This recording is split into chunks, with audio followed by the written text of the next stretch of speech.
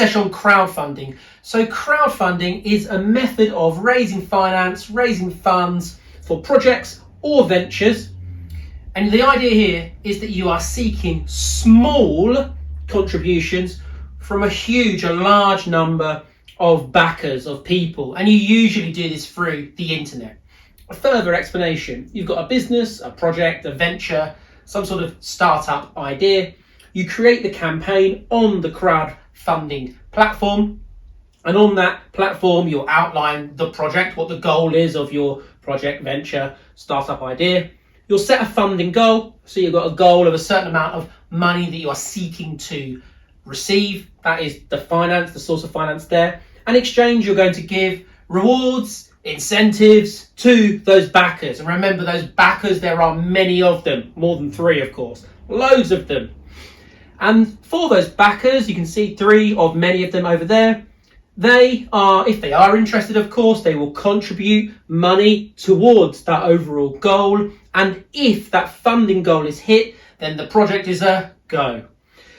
The advantages of crowdfunding. So because you've gone through this very expansive process, you've gone and listed your project on a crowdfunding platform, backers have looked at it, some have said yes, some have said no, and maybe you've managed to reach your goal, or you've kind of had built-in marketing, built-in exposure there via the crowdfunding platform. And that awareness actually helps you validate your idea and see that, yeah, it's a goer. People are interested in it. People think it's good. It's kind of being democratically voted through as being possibly a good idea.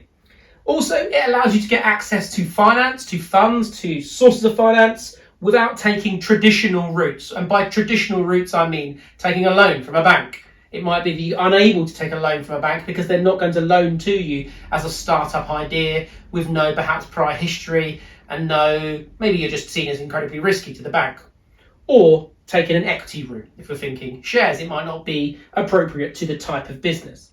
Now, on the disadvantages side, the cons of crowdfunding, well, if the funding goal that's there isn't reached, then the project is a no-go. It doesn't happen. And also ideas, well, you're sharing them on this crowdfunding platform, and it's very easy that they're copied. So there's problems there about keeping your idea in-house because at that point that you put it on the crowdfunding platform, you haven't actually reached a goal just yet. And so the ideas out there could be copied. And number 3, in terms of problems of it, well, it's likely to be huge amounts of competition. If you go on a crowdfunding platform, there's a whole host of different ventures, different projects that people are trying to raise funds for. And so it might not be viable to actually make sure that all of them are successful.